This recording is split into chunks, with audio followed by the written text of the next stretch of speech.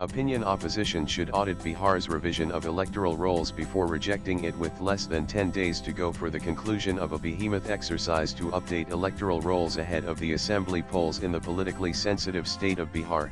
We may just be waiting to see the beginning of a fair poll process. The Election Commission has already announced its intent to conduct the special intensive revision of electoral rolls across the nation after completing the exercise in Bihar. The intensive revision of electoral rolls in Bihar, meanwhile, has dominated the political and legal discourse ever since it was initiated. It had led to multiple petitions being filed in the Supreme Court, challenging the Commission's authority and the procedures adopted. On July 10, 2025, the Supreme Court declined to stay the but advised the poll panel to consider Aadhaar, voter ID, and ration cards as valid documents for voter verification.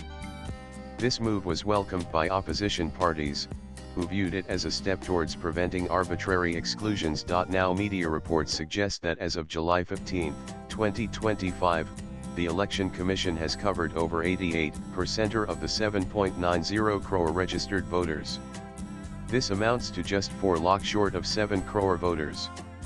With another 10 days to go, there is all the possibility that all the 7.9 crore named in the current roll will be covered. There are also reports to suggest that close to 13 lakh people whose names appear on the roll are dead and almost double the number permanently shifted out of the state.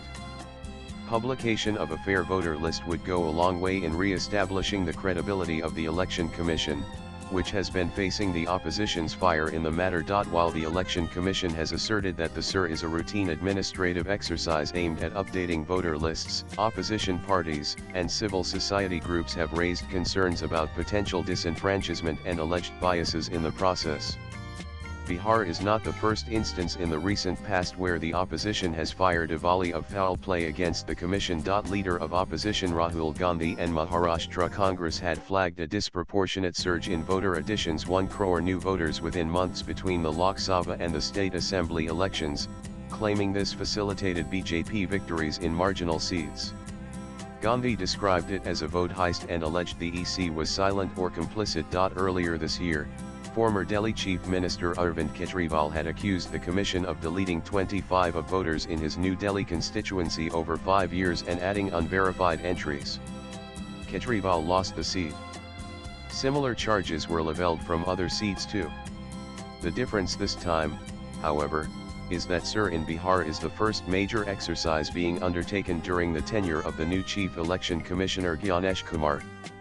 The earlier controversies belong to the period when Rajiv Kumar headed the commission. Though initiated to ensure the accuracy and integrity of the electoral rolls, involving door-to-door verification by booth-level officers (BLOs), it ran into resistance from opposition parties, including the Rashtriya Janata Dal (RJD) and Congress.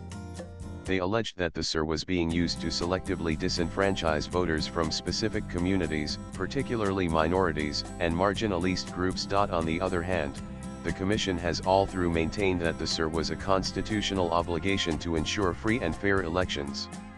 It has repeatedly emphasized that the revision aimed more at including all eligible citizens, whereas excluding ineligible entries, such as duplicates or non-citizens, was part of the process. For the satisfaction of the opposition, the Commission has also encouraged political parties to actively participate in the process, including appointing booth-level agents (BLOs) to oversee the verification at the grassroots level.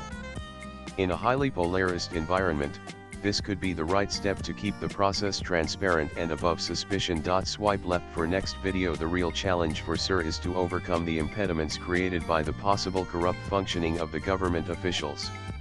It's here that the opposition can play a more constructive role to keep vigil over the process rather than demand the extermination of the process. Such vigil would in fact help their cadres come out of the state of inertia that they remain in between two poles. The writer is author and president, Center for Reforms, Development Justice. Views expressed in the above piece are personal and solely those of the author.